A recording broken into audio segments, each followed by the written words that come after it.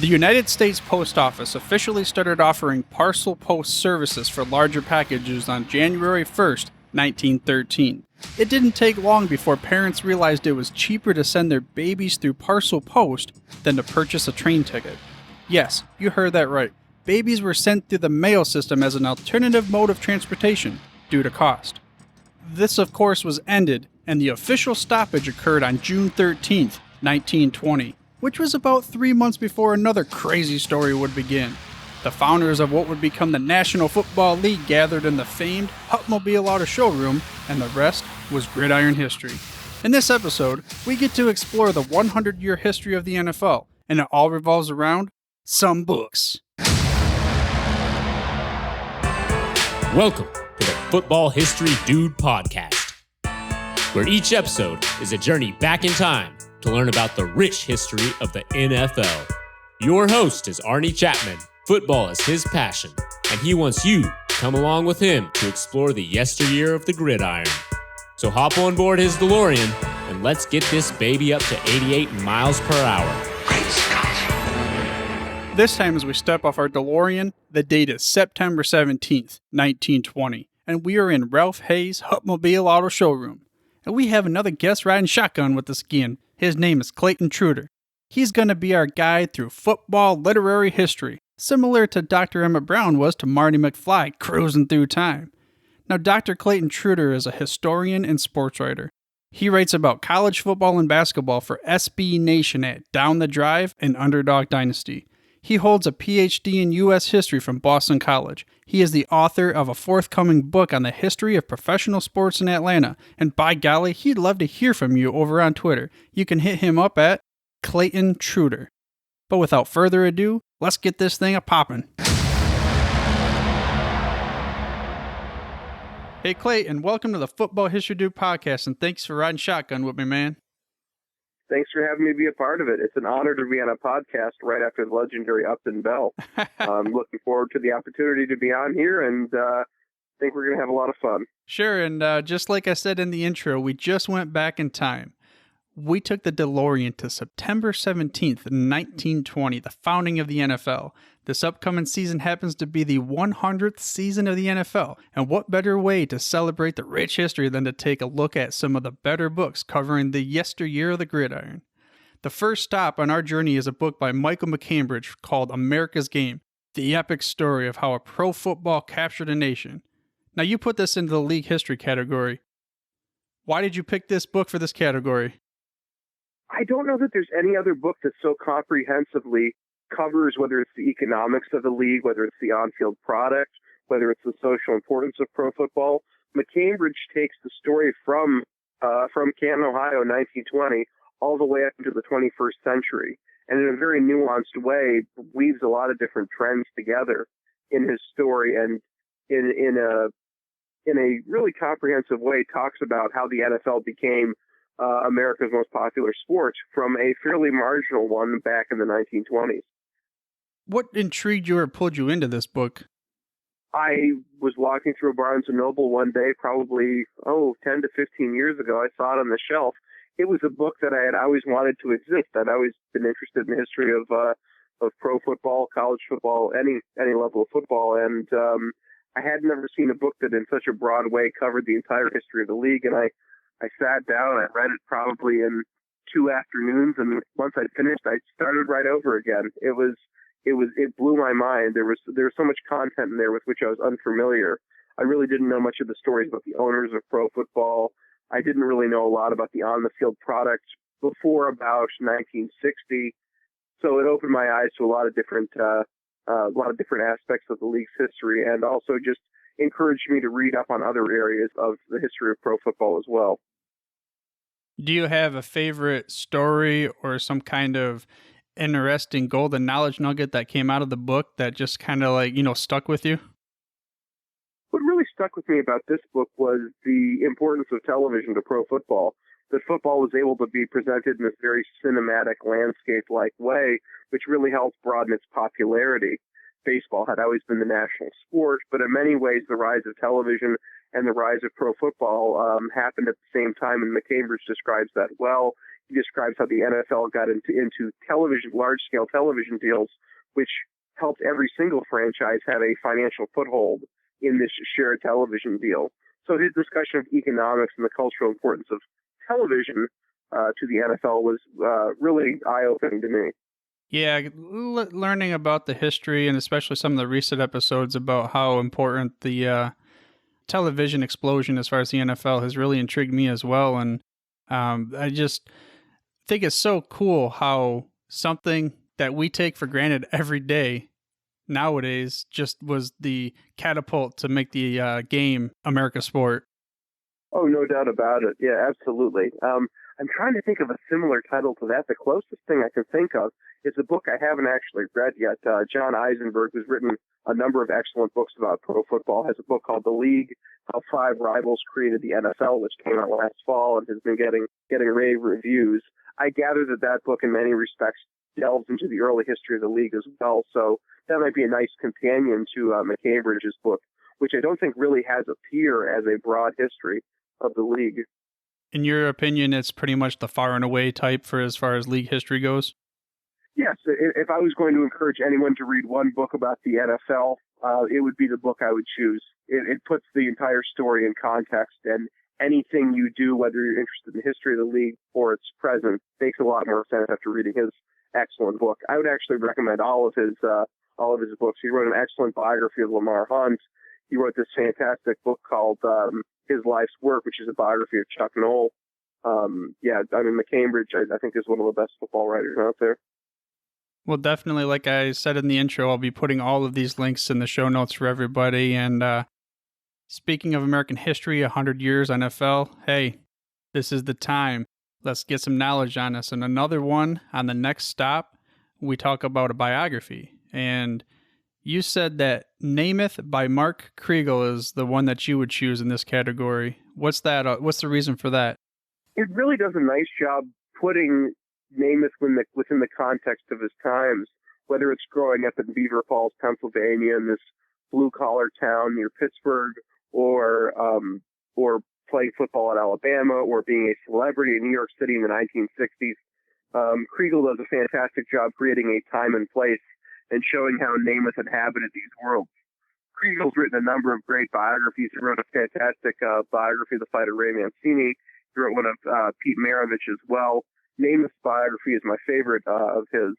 It, in many ways, also illuminates the significance of Namath to the game, both as a cultural figure and then his on-the-field success as well. So, among many great pro football biographies, I think that's my favorite. Among the other ones I really admire are David Moranis's When Pride Still Matters about Vince Lombardi. I mentioned McCambridge's biography of Chuck Noll. His Life's Work is also another recent fantastic pro football biography. So speaking of the Namath biography, the one or any of these other ones, do you have a particular story or something that just kind of totally floored you? You were like, whoa, I had no clue that was involved here. Well, I didn't know a lot about Namath's childhood, and it delves into his background in an immigrant family in western Pennsylvania and the significance of football to Beaver Falls, just in many ways a quintessential town where football is the center of life in the fall. And I think just telling the stories of that community I found particularly interesting and new to me in the book.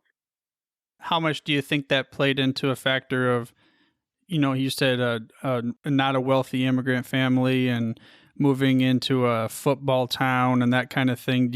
How much of a weight did that have on Namath becoming what I know him as, Broadway Joe? Well, I think in many ways he developed his swagger in that context. He was a guy who was on the make. He was trying to make his place in the world, and in many ways, for the book describes it, the way he was as a teenager is the way he is as Broadway Joe in New York City. He's a guy who's out making his place in the world. Yeah, and I didn't really know much about him. I learned a little bit more from, like you said, the Upton Bell episode. There were some things that I had no clue on as far as Namath as well as Super Bowl III and things like that. But it's just another book to recommend. It's something cool to listen and learn about people's stories on how they grew up, and that's just something that intrigues me as far as how we get to where we're going, and that's one reason why I started this show. And speaking of how we get to where we're going and how the NFL is in much ways a West Coast offensive shift, and now we're shifting into other types of offenses. The next stop that we find ourselves on is, you call it the strategy category, Find the Winning Edge by Bill Walsh. And why did you pick that book for this category? First of all, if you ever look on eBay or Amazon, this book is incredibly expensive. It had a fairly small print run. A copy of this goes for like $300. The copy of it I read was a library's copy. And in many ways, Walsh goes through his coaching philosophy, both in terms of the West Coast offense, but also in the sense of talking through how he approaches organizing a team, managing the organization of a football team. And from my understanding, it has become the genuine Bible in the coaching world for how to organize one's franchise. It's a book that I don't think really has a peer in terms of that. There's certainly plenty of books by Lombardi and others that talk about the particulars of football strategy. But in terms of building a football organization and putting a plan together, it seems like an MBA program in a book or something. It's really remarkable what Walsh put together there, and what a great asset it is to future coaches. Did you say that the book is going for $300 nowadays? Well, let me fire up my computer and see if they're charging. It hasn't gone into a second print run. I mean, it is and I don't really know why. I think that must be on purpose. I feel like there would be a big audience for it.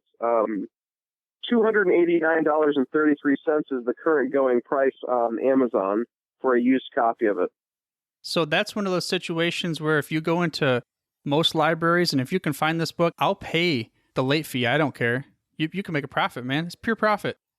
Yeah, exactly. It's be a lot cheaper. Yes, definitely. So anyway, yeah, you're gonna move on and you're gonna say some more about it. What did you have? I was going to say the other book that's fairly similar to this, I would say, is Paul Zimmerman, Dr. Z from Sports Illustrated, wrote a book in the late 1960s called A Thinking Man's Guide to Pro Football, which in many ways talked through a lot of the strategy of the game, which if you were part of football, obviously you understood. But for the average spectator who isn't that intimately involved with the game, Paul Zimmerman's A Thinking Man's Guide to Pro Football, in many respects, opened a lot of eyes to, first of all, how complex the strategy of the game is. Yeah, that's another book that we'll have to add there on the show notes. And speaking of complexity, things that people didn't quite understand and totally know, the next book on our stop, you talked about the season in the life and how a lot of people don't really understand what the NFL was like for players back in the day, regardless of, there's of course the racial overtones for some players there in the 60s and 50s and stuff, but then you have just in general, the one that you chose was Instant Replay by Jerry Kramer. Why'd you choose that book? In many ways, it's the first of what has become a very common genre in, I guess basically any sports writing, whether baseball, football, basketball, hockey. There's a number of books like this.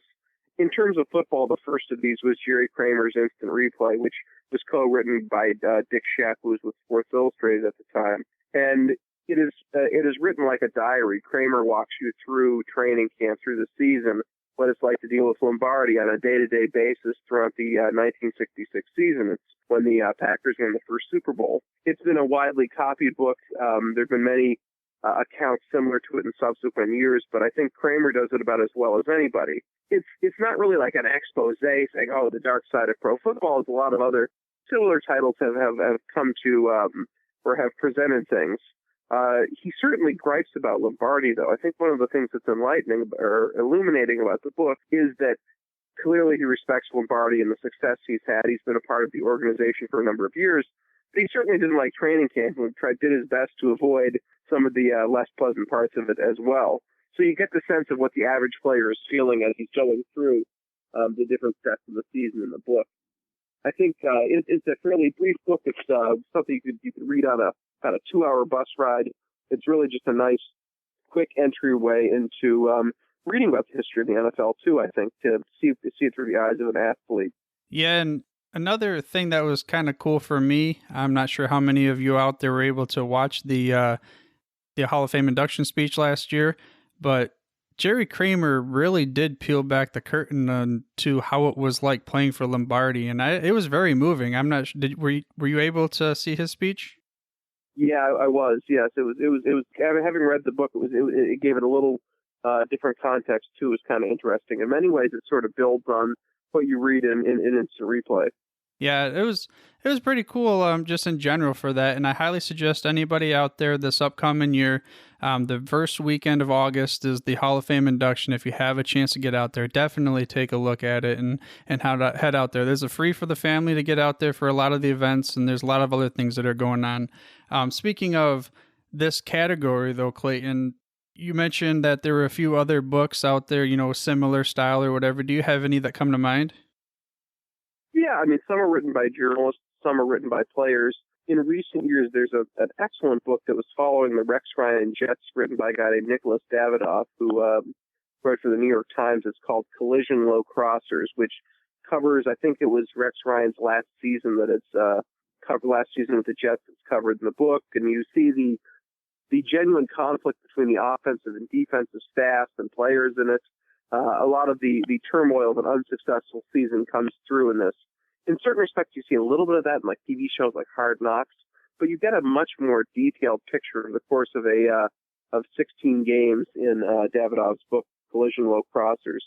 Going back to the 70s, there's a book called About Three Bricks Shy of a Load by Roy Blount, which covered the 1970 Steelers, which is a peek behind the interpersonal aspects of the Steelers in the early 70s. Those are the couple that come to mind right now. But yeah, there's a lot of books out there that are in this A Season in the Life of A, and those are some of the better known ones. Sure. And do you listen to most, or do you read these books normally, or do you have an audio book as well sometimes? Oh, a mix of both. I mean, I love audiobooks. I mean, I think they're fantastic when you're commuting to be able to enjoy books that way. So I do a mix of both. Some of these I've only listened to the audiobook. Many of them I've read. So it's sometimes I've done both at different points. I read the book and then I enjoyed it so much I listened to the audiobook later on. So it all depends on the book. But yeah, these are all books that I've read. Listened to the audiobook of at some point. You mentioned earlier, that one book was not a expose or anything like that. That's the next category that we were going to bring up. The book that you mentioned was Out of Their League by David Megacy. Why did you choose that book? Well, there are a number of books. I mean, I think particularly in recent times, you have books like League of Denial, which cover the dark side of pro football, whether it's about the culture of the game, whether it's about injuries.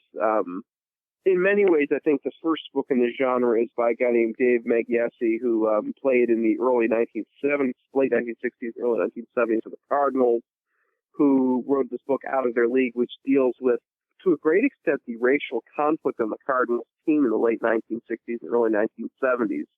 That's, to a great extent, his focus in this book.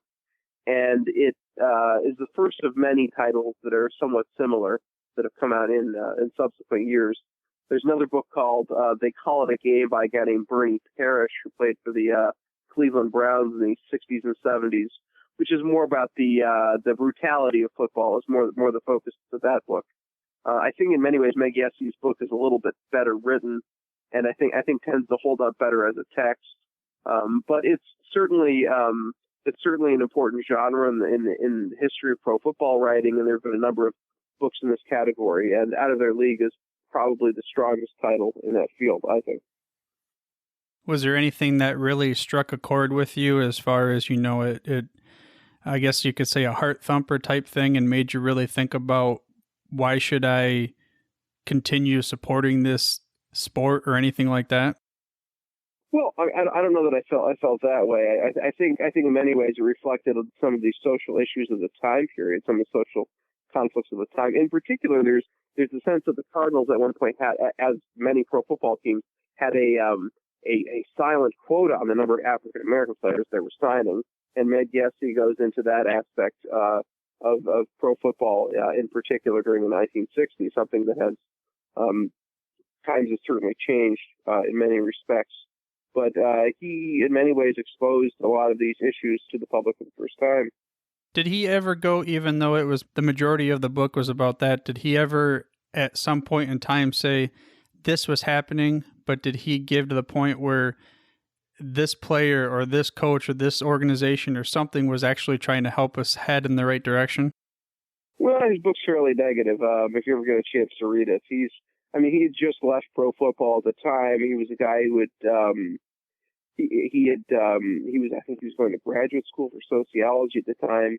So in many ways, he was quite focused on trying to, I guess, deal with a lot of society's problems, and he saw some of them within the context of his team. Right, and I mean, I wouldn't expect necessarily that, but I was just wondering if there were some hidden gems where maybe he realized that not everything was bad. You know, there are some things, some people that were trying to get through, and Well, I would say largely he's the hero of his own book, from my recollection. I haven't read it in a few years, but that's my main recollection. Sure. And speaking of around that same time frame, and with the, we're talking about the racial overtones and the AFL-NFL battle, the AFL was known to be more welcoming to the African Americans. And the next book that you talk about was competing pro football leagues category, Going Long, the wild 10-year-long saga of the AFL in words of those who lived by Jeff Miller. Go long, Megatron! It sure is fun to reminisce about some of our favorite players on the field, and tell you what, not many went long better than Megatron did. Sure, we know I'm a Detroit Lions fan and I'm kind of biased on the situation, but let's get past that. I mean, surely, what we're going to get into in this upcoming episode with the next book has to do with opening the game to become more of a pass-happy league, dropping leather missiles from all over the place. With the AFL coming into power, creating what the NFL had to do when they had to merge. However, you're going to have to wait until next week to see what Clayton Trutor decides that is going to be his categorical pick for competing pro leagues. Now, I know that Clayton covered many books so far on this episode, and if you're interested in checking any of these books out, or even learning more about Clayton, you can head to the footballhistorydude.com/Clayton Trutor. That's ClaytonTrutor.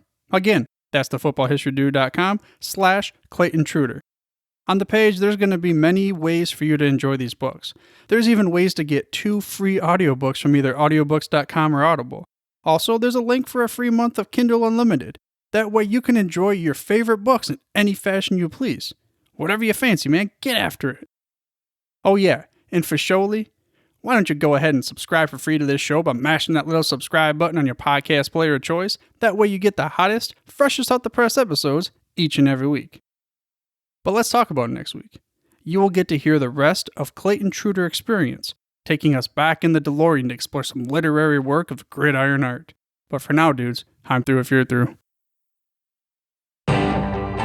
Thank you for listening to this episode of the Football History Dude. To make sure you're the first to get the next episode, please subscribe on your podcast player of choice and head on over to the footballhistorydude.com for the show notes and more information on the history of the NFL. And remember, dudes, where we're going, we don't need roads.